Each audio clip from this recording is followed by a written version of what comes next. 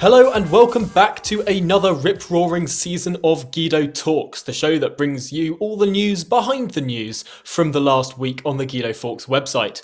My name's Tom Harwood, and once again I am joined by Guido Fawkes founder and editor Paul Staines and reporter Christian Cowgie.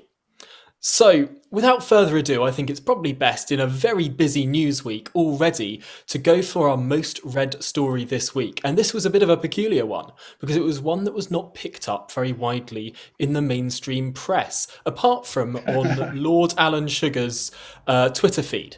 So, Paul, do you want to tell us a bit about this? Yeah, this is Lord Sugar's nemesis, Piers Morgan. He went very quiet over Christmas and actually formally said, "I'm signing off Twitter." That's like cutting off his nose for him because he's never quiet on Twitter for 2 weeks. Anyway, a little bit suspicious, and fancy that we got a tip that he was in Antigua, and I tweeted him over Christmas saying, "Are you in Antigua, Piers?" No response. That's also very unlikely, and he follows all our Twitter accounts very closely. And specifically, someone replied to me privately and saying he's on Jumbie Island Resort, having the time of life. Now, Jumbie Island is a small island that's very exclusive and very expensive, just north of Antigua itself. So you can't get there except by boat. So it's even more private than the sunny island itself, which I suspect is kind of handy if you don't want the embarrassment of being caught on holiday in Antigua over the Christmas break when you've been calling for lockdowns and the government has advised no travel. Now, it was in the tier 3 period, just before London went into tier 4, but it was still the case that the government was advising no travel unless absolutely essential. Now, I don't know about you, but is it really essential for Piers to be topping up his suntan? And funny enough, on the Monday when he got back, someone in TV remarked to me that he was the only person on television who has makeup on that made him look paler. He looked like one of those Japanese kabushiki actresses, or actors. I don't know what you call it. It was like Widow Twanky. By the end of the week, he was a bit more tanned. Anyway, Piers, we know where you were. Well done on keeping it out of the tabloids and avoiding the Kay Burley treatment. But we're watching you. We know. And on that ominous note, I think that's probably best where we leave that story there. Because we had another enormous story this week. This is another one that wasn't widely reported across the newspapers, but we were the first to report on the talk radio station owned by News UK, having their channel where they stream all of their content on YouTube taken down. So they had about 250,000 subscribers vanish into thin air, all their videos removed, and it appears to be that it was because YouTube claimed it violated their COVID policy in terms of breaching rules about what you're allowed to talk about, whether you're allowed to oppose local health guidance on this sort of thing. And this was quite concerning, really, but about 20 hours later or so, the evening after the sort of midnight takedown, finally that was reinstated. It sounds like, or at least it feels like, there have been some quite high-profile people leaning on the executives at Google to get that overturned. And the worry is that would that be the same for a smaller outfit, one that didn't have the ear of government or the influence of News Corp? It's a worrying story because it looks like YouTube is going down a bit more of a censorious angle. None of us are disputing that YouTube are within their rights to set their own rules in their own house. But I feel that now Twitter and YouTube and Facebook are kind of the public square, that they've got to be more responsible about how they exercise this and not just take down content that other people don't like. And of And course, this particular policy is really concerning when it comes to government-sanctioned advice or guidance when it comes to COVID-19. Because, of course, in the early stages of this pandemic, the government-sanctioned guidance was that you shouldn't wear a mask, you shouldn't buy masks. Actually, they were taking down adverts saying that masks can help reduce the spread of COVID-19, only to then U-turn a few months later. It's a worrying precedent to say that you can't have a discussion at least about this kind of stuff. And it comes in the context within the last hour or so. Of course, we're filming this on Thursday afternoon, that Mark Zuckerberg has just unilaterally banned Donald Trump from Instagram and Facebook as well. And we'll come on to the situation in America. But of course, it feeds into that wider thing of, if they wanted to, you've got very, very powerful CEOs who could, entirely within their right, silence, a senior elected figure, or indeed an Ofcom regulated broadcaster, if it goes against their personal brand values. I don't think it's good business sense either, because already you've seen Parler. I'm not on Parler because it was full of people I don't want to be next to. As an alternative to Twitter, there are already other video services that are developing, and you'll have all this fragmented social media, just like we have fragmented broadcasters, left-wing broadcasters, right-wing broadcasters, particularly in America. We will start having fragmented social media as well. If you thought it's already in social media bubbles, you can imagine 5 years down the line where there's no interaction at all, because you've got the right wingers on Parler, you've got the left wingers on Twitter, and no one has a clue what anyone believes or why they believe it anymore.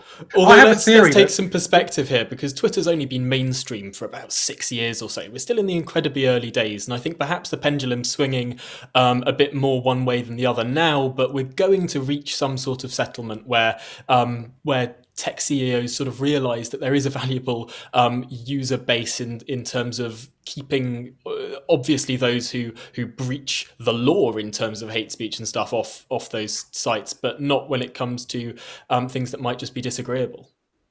But people try and no platform us and say we're far right.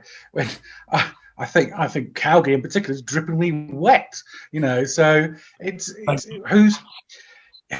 who is the extremist? When everybody is calling everybody else an extremist, it's kind of dangerous ground to start picking and choosing. That's what the First Amendment was all about. Well, speaking of dangerous ground and potential arrests, we can go back to Westminster now, because Calgi, there was a story of an MP who was actually arrested this week. What happened? Yes, well, it was very, very belated justice, because Margaret Thatcher, the former SNP who famously came down with COVID symptoms on one day, travelled down to Westminster the next, got a positive COVID vaccine, and then got back on a train to scuttle up back to Scotland, has finally been arrested by the Scottish police for culpable and reckless conduct over her journey to and from Scotland. I wasn't particularly convinced that we would see justice over this, because I believe the Metropolitan Police fairly swiftly ruled it out of their wheelhouse, something they were going to clamp down on. But yes, there was an arrest, there was a charge, so she could be named, and this broke earlier in the week, and we've just got to see, hopefully, that some justice can be brought, because she's already had the whip withdrawn. The SNP leadership can't do anything more, and under the current rules of being an MP, unless she got a very long prison sentence or fizzled her expenses, there would be no actual way for her constituents to have a say before the next election. What's the prison term that gets you taken off? Is it 6 months? It's a decent length of time, yeah. She's not going to get 6 months, is she? So. Oh, it may still not be enough. Incredible. All the more reason to back the real recall bill that was a private member's bill, I think 5 or so years ago, that was being pushed by Zach Goldsmith and Douglas Carswell. But that's ancient history now. There's very little reason as to why a government with a massive majority would push through an accountable system like that. But Moving on, we've had some big news around this week comparatively between the UK vaccine rollout, because of course the Oxford vaccine started being rolled out this week in the UK, and with the lamentable rollout within the European Union. I think I'm right in saying that France has only managed around 300 vaccinations. 300 vaccinations in how many weeks now for the entire country of a similar population to the UK, where we've done 1.3 million. Now, the curious thing about this is that there's one country in the European Union that seems to be doing a bit better than all of the other countries in the European Union, and that's Germany.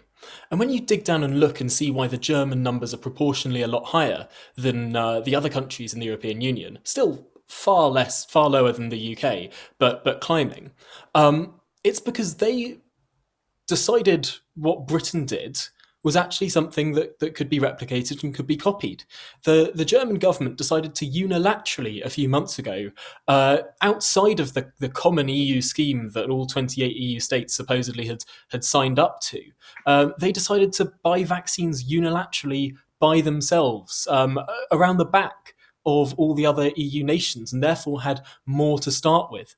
And now the other story this week was that the German government are looking to the UK's single dose vaccine regimen, that is having a longer dose before you have a longer time period before you have your second dose, to get more people having their first dose, which offers a decent degree of protection already, so that they can cover a wider array of people. Now, by doing that, it looks like they've followed two things that Brexit Britain has done. I wonder how many more the Germans are going to decide the UK's called right over the last couple of years. This is going to be a big issue in Europe over the next few weeks, because all the other countries have realised, I mean, for instance, Ireland, on current plans, agreed with the EU, is going to, by the end of March, have vaccinated 1.27% of the population, which means to get herd immunity at this rate is going to take something like 5 years. Now, obviously, there'll be more supply, but the anger is palpable, and there's screams from business in Ireland saying, "When are we going to be able to open up if we're vaccinating at this rate?" And I think that's the same in a lot of countries. Absolutely. We've run plenty of stories about how the European Commission has been sort of penny pinching when it comes to procuring vaccines, rejecting offers of hundreds of millions of doses because they didn't want to pay a slightly higher rate. Well, actually, if you compare how costly a vaccine is compared to the cost of lockdown, which all of these European countries are in and will be in until they get vaccinated, there is no comparison. Of course, it's better to pay slightly more for a vaccine and get it slightly sooner. It's a no-brainer, but it's a no-brainer that the EU Commission dropped the ball on. And let's not forget that a couple of weeks ago, Israel didn't bother worrying about the price because Bibi Netanyahu has got an election in 2 months' time. So he wants to vaccinate as many people as he can, and he does not care about the price. So, penny pinching was probably not the best idea. And of course, the other thing about this is who is getting vaccinated is incredibly important, not just the numbers. And now in the UK, we've been focusing on getting those over 80s vaccinated first because they account for a much higher proportion of deaths than any other age group. Whereas in countries like Italy and even America, actually, that hasn't been the case. We ran a story about how Italy has proportionally vaccinated many more times sort of under 40-year-olds than over 80-year-olds. And so even if they had carried out as many vaccinations as the UK has done, they would have nowhere near the same sort of impact on lowering deaths. So really, it looks like even though there have been certainly some big failures in the UK's response to coronavirus in the early stages, when it comes to rolling out the vaccine, it looks like the UK, in terms of who is getting the vaccine, how fast it's coming out, and how it's been procured, has done a lot better than the EU. But it's not just the EU that's been bungling the response to a vaccine rollout, because here in Britain, we've had an absolutely incredible show from various Labour MPs who have been putting their foot in it left, right and centre. We've had at least 4 or 5 examples now. Over the Christmas break, we had Labour Shadow Minister Rosina Allen-Khan falsely accusing Vaccine Minister Nadeem Zahawi of getting the vaccine early, sneaking it in. only to have to delete that tweet several hours later. We had another Labour MP over the Christmas break jumping the queue in, I think it was Birmingham, only to have local NHS leaders implore constituents not to follow the advice because you cannot secure a vaccine that way. And at any rate, any leftover vaccines are meant to be reserved for NHS workers. And then, of course, we had the zenith of this story, which was a Zoom clip that we put out earlier this week of former Labour chair Ian Lavery saying who would have faith in the vaccine and pushing this absurd conspiracy that they have not gone through sufficient regulatory checks as we should expect. And this was on the same day that the leader of the opposition was on GMB calling for a law to stop anti-vaccine conspiracies being spread. And there was a very quick and sort of bungled, not even half apology from Ian Lavery. But this made a lot of people, especially on the left, really angry. Oh, it's outrageous. Also, it's another Labour MP. Was that not a good impersonation? Outrageous. I don't know what he says half the time. I need it subtitling. You're from his part of the world, aren't you? Another Labour MP. This is anti-Durham bias, and I won't take it. Another Labour MP on a Zoom call that we've recorded saying we quote them out of context. I don't know how it could be contextualised as being anything other than anti-vax. In fact, to contextualise it, shall we just play the clip now so everyone can hear the unadulterated words of the former chair of the Labour Party? It's absolutely outrageous. So why would anybody have any confidence in the vaccines? You know, to be honest, I want people to take the vaccines. I really, really do, and it's important. But, you know, I have got concerns about how these vaccines have come onto the market when it would normally take 10 years. It has took 4 months. It normally takes 3 or 4 years to pass through the regulatory procedures. It hasn't taken 3 or 4 weeks. Ian Lavery, of course, is not the only person who's anti-vaccine. Anyway, James Delingpole, a Breitbart columnist who you may have seen in places like The Spectator and once upon a time on Andrew Neil's show, getting absolutely humiliated. He is openly anti-vaccination, and he won't mind me saying that because he thinks we are making a big mistake getting vaccinated. It's some kind of global reset conspiracy that Bill Gates is putting microchips in our head. I don't know. He's completely lost the plot. He's currently in shock because he was convinced that Trump was going to be president come today. He has gone pretty far, and I'm getting a bit worried for him because he was publicly exhorting his 86-year-old father not to get vaccinated. I'm not sure that's the smartest move. I hope it all goes fine, but I think exhorting old people not to get the vaccination is irresponsible, to say the least. He's not the only one who's anti-vaccination. Piers Corbyn, who is a long-term, well, I can't use another word, lunatic, has been going around breaking the COVID curfew, organising demonstrations, socialising, you name it, he's done it. There's all these types, Delingpole, Piers Corbyn. David Icke is back with his theories about, the lizards are going to take us over via the vaccinations. They're not helping themselves one little bit. And it's all rolling up into a general distrust of authority that a lot of people, I worry, who are usually sympathetic to us, readers of ours, are coming to believe in. And I think it's a factor that they're in these social media bubbles, they're going down YouTube wormholes. Libertarians on the right are naturally suspicious of government. But there comes a point where you've got to look at the situation and unmute reality, to coin a phrase, because all this stuff about Bill Gates trying to take over the world is crazy. It's nonsense. Stop yourself. Get real. And of course, the aspect of the Piers Corbyn story is that he is now running for mayor against Sadiq Khan. Oh, yeah. I actually think if we ran a poll of our comment section, he'd prove a very popular choice. He's pro Assange, he's anti-lockdown, he's anti-mask, he's but all the sprinkling of the sort of left-wing Corbynism as you'd expect. It's ticking a lot of boxes. Actually, I'd like to defend our readership. Only 1% of the readership is in the comments commenting. I said comments. Our readers aren't there. You know.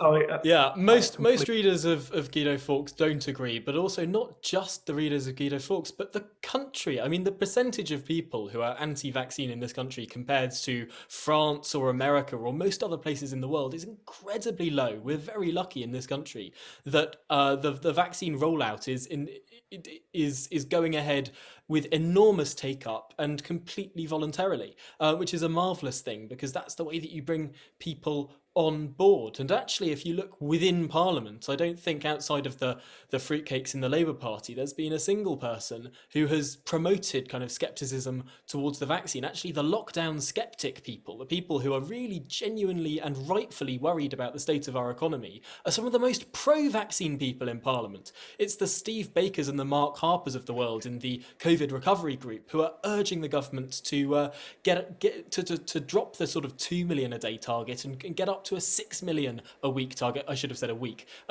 target, in order to get us vaccinated enough to open everything back up again by the time we get to March. Now, that is a massive contrast to a lot of European countries and America as well, where there is a sort of political divide over the vaccine. But here, thankfully, everyone from actually Nigel Farage, who earlier this week suggested we should bring Tony Blair. This was a surprise. He suggested that we should bring Tony Blair in to run the vaccine programme. I'm not sure that's probably the best idea. I think we're getting some more news that there's going to be some more military involvement, because of course their logistics are superb. So that's probably the best way to go. But everyone from Nigel Farage right through to Tony Blair, all agreeing, all singing from their same hymn sheet, these vaccines are the way to get us to normality. James Delingpole tweeted out in response to Nigel Farage endorsing Tony Blair as some kind of vaccine czar, that Nigel Farage was controlled opposition. When you think Nigel Farage is too left-wing, you've really lost the plot.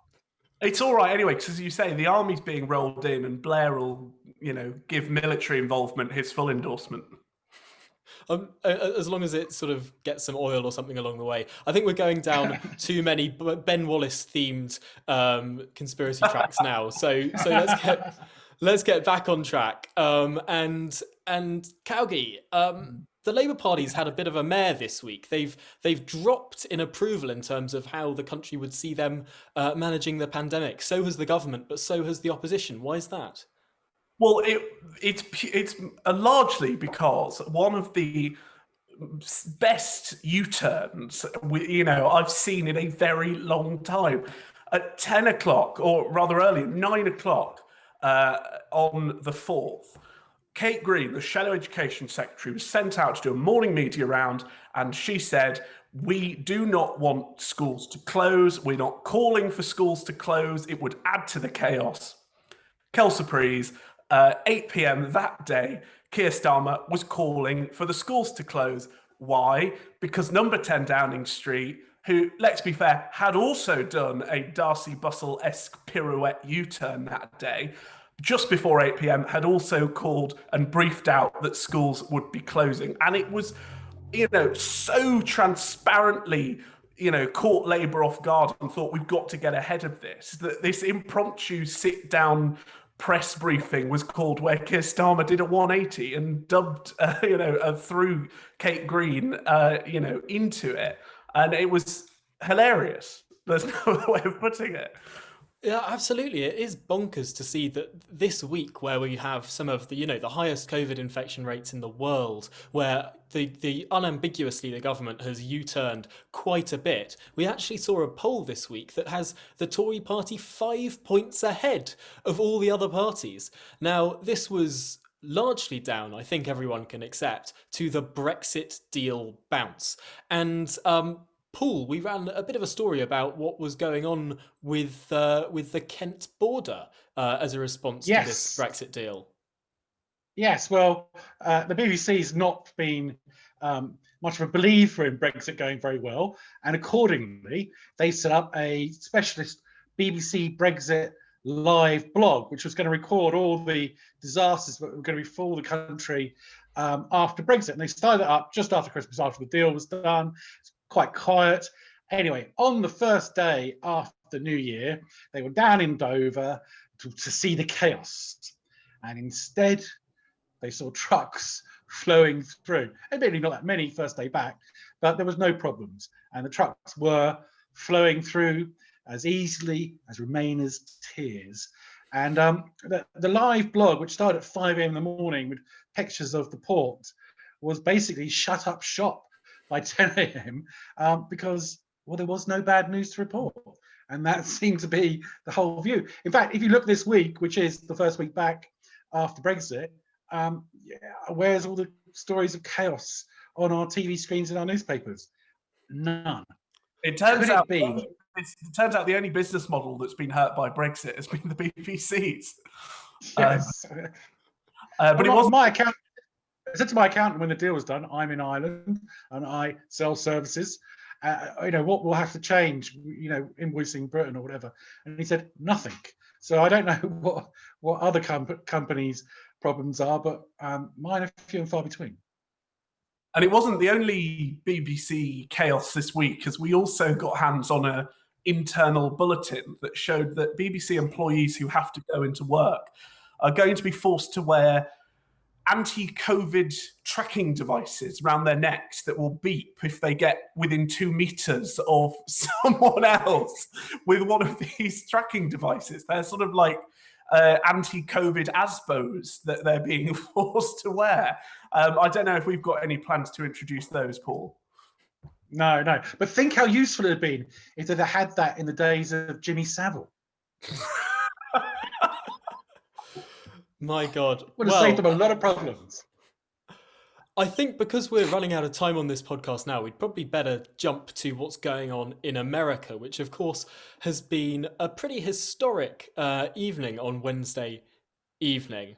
And we ran a story that morning about the Georgia runoff elections for Senate, which, let's be real, the Georgia's a deeply Republican state. They've got a Republican state house, a Republican governor. It should have been the case that the Republicans won those seats and maintained control of the Senate, denying Joe Biden unified government and being able to keep a sense of moderation and bipartisanship when it comes to governing over the next at least 2 years.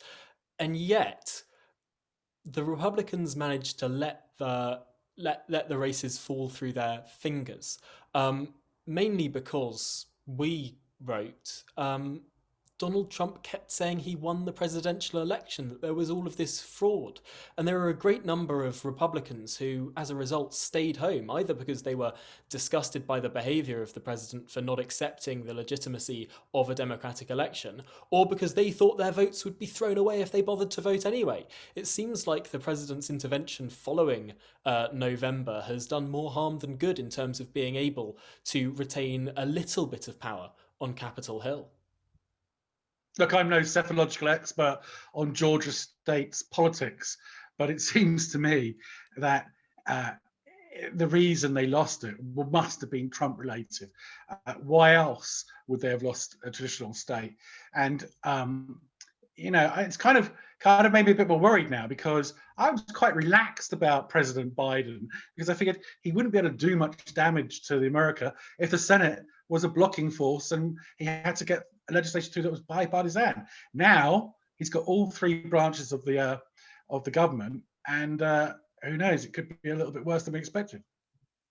And of course, it was a bit of a bittersweet pill, because despite the rightful loss of the Trump campaign, which is something that hopefully will turn the Republican Party a bit towards introspection and realizing where they might have gone wrong over the last 4 or 5 years. Instead of that, what we saw was a heap of radicalized Trump supporters breaking windows, smashing their way into the Capitol building, ransacking offices and charging into the Senate and trying to break into the House chamber as well. It was really distasteful stuff that you would expect from sort of third world countries as they underwent coups, not the largest democratic developed nation in the world. I was expecting riots in the streets. I never foresaw that they would get into the legislature. It's incredible. It's a complete dereliction of security, really. I know there's a much wider issue of Trump potentially encouraging it or whatever, but there's a security issue. My main concern is going forward. You'd hope that we'd have a period of introspection within the Republican Party, but I saw this morning that a Snap, I think it was YouGov poll, actually showed that more Republican supporters backed the coup, the break-in into Congress, than opposed it. 45% supported it, 43% opposed it. And if that is the legacy of Trump in America, the Republican Party establishment is going to have a hell of a battle on its hand to reform the mindset of the grassroots and get them back to a logical sense of being.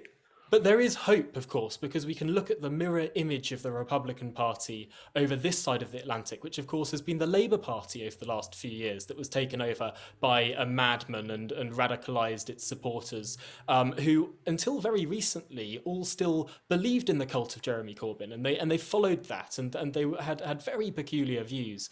But the sort of strong horse theory of politics is that as soon as there's another figurehead, a whole heap of those people who did look radicalized actually follow the strong horse, and they're only there because that's what they think everyone else is doing, or everyone they associate or follow is doing. And so just as it looks like Jeremy Corbyn is now persona non grata within the vast majority of the Labour Party, having been their hero just this time last year, perhaps the Republican Party will follow a similar course with Donald Trump. Well, that's very optimistic, but my fear is that a sort of Trumpian saboteurs will be there in every primary. So anybody who deviates from the Trump worldview or Trumpian way of doing business will be sabotaged in the primaries. So I'm not sure it's going to be that easy. Just as it's not easy for Starmer to offload his left-wing loonies. Well, there's a depressing thought. Shall we move on to something slightly lighter to round off the podcast, which is a freedom of information request you got your hands on, Calgi?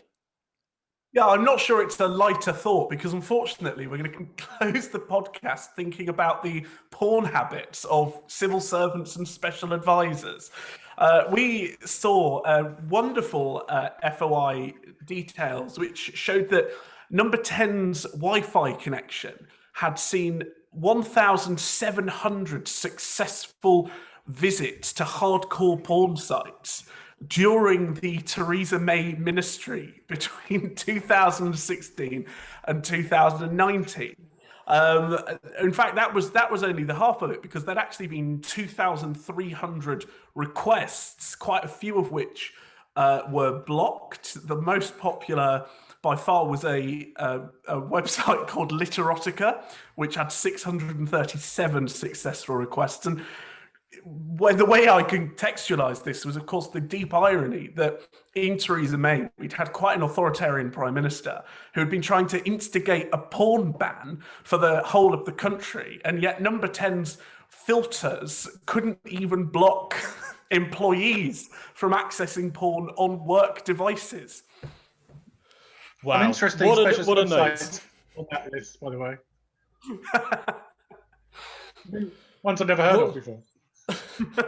Wow. What a note to end the podcast on, but there we will leave you. So don't forget to subscribe to us, whether it's on YouTube, where you can actually watch this podcast. A lot of people don't know that, but you can watch us and our lovely faces talk through all the news every week on our YouTube channel, but also do join the thousands of others listening on Apple Podcasts or on Google Podcasts or wherever you get your podcasts from. So don't forget to follow us, give us a 5-star rating if you can, and we'll see you next week.